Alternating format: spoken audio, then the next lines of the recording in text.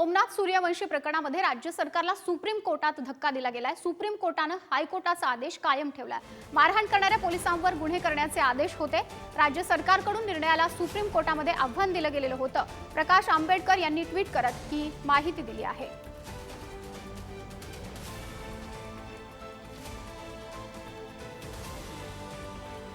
म्हणून त्यांच्यावरती court contempt करते का हे बघणं त्याच्यातलं महत्त्वाचं आहे। एफआयआर दाखल करायचं हायकोर्टाने सांगितलं होतं का? हो, हायकोर्टाने 1 आठवड्याच्या आतमध्ये एफआयआर दाखल करा अशी ऑर्डर होती।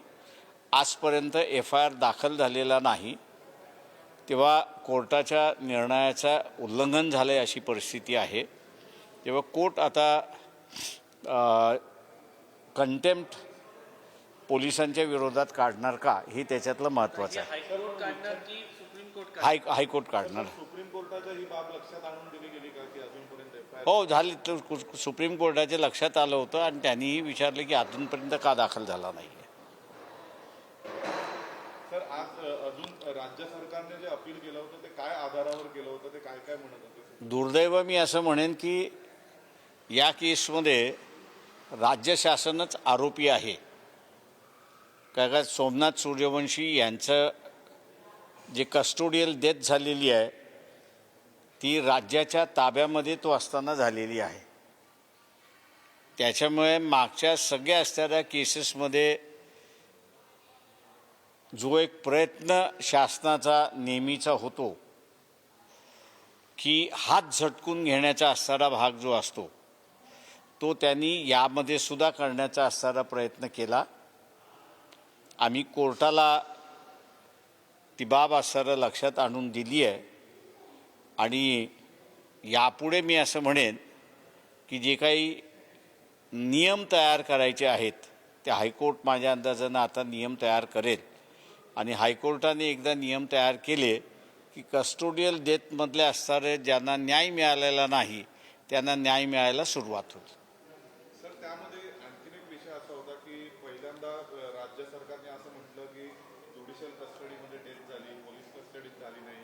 मग म्हटलं की नंतर पोस्टमॉर्टममध्ये समोर आलं की मल्टिपल इंजुरीमुळे झाली। या सगळ्याबद्दल काही याच्याबद्दल आम्ही असणारा जे डॉक्टर्स आहेत त्यांनाही आरोपी याच्यामध्ये करणार आहोत। याचं कारण असं आहे की सेकंड ओपिनियन घ्यायचं असेल तर कोर्टाची ऑर्डर असल्याशिवाय सेकंड ओपिनियन देता येत नाही आणि सेकंड ओपिनियन देताना त्यांनी सर्व गोष्टी तपासून दिलेल्या आहेत का असं मी मानणार नाही त्या ठिकाणी।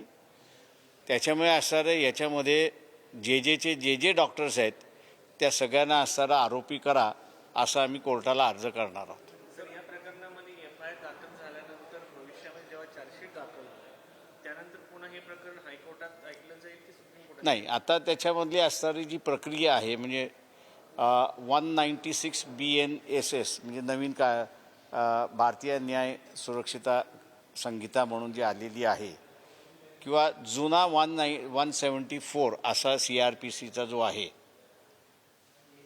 ते दोन्हीही माझ्या दृष्टीने इनकम्प्लीट आहेत। हे आम्ही हायकोर्टाला त्या ठिकाणी दाखवून देण्यात आलं आणि म्हणून हायकोर्टाने एग्री केलं की तिथे गाईडलाईन ले डाऊन करायच्या आहेत। त्याच्यामुळे पहिल्यांदा असं होणार आहे त्याच्यामध्ये की गाईडलाईन ले डाऊन केल्या जातील। गाईडलाईन ले डाऊन केल्यानंतर मग असणारं तिथे कोर्ट पण ठरवेल की SIT स्थापन करून चौकशी करायची की मार्फत करायची, हा त्याच्यातला भाग आहे।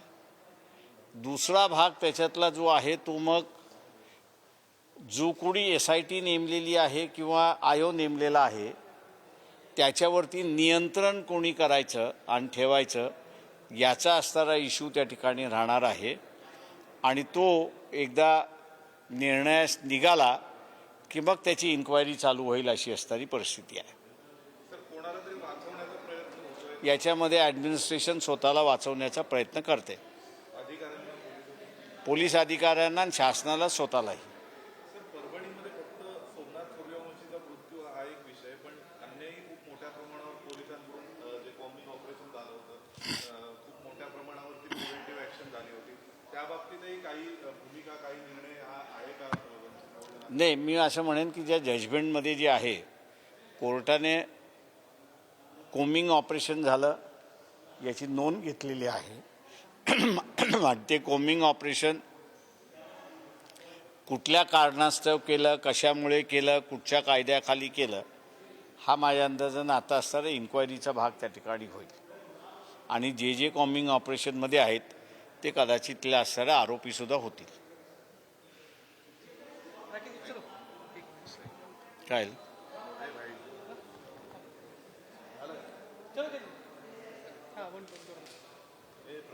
झालं ना, घेतो.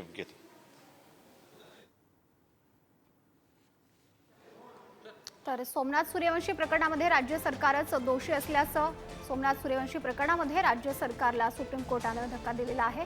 हायकोर्टाच्या आदेशानंतर सुद्धा पोलिसांकडून आदेशाचं उल्लंघन केल्याचं म्हटलेलं आहे. तर गुन्हा दाखल करणं हे योग्यच असल्याचं सुद्धा उल्लेख करण्यात आलेला आहे.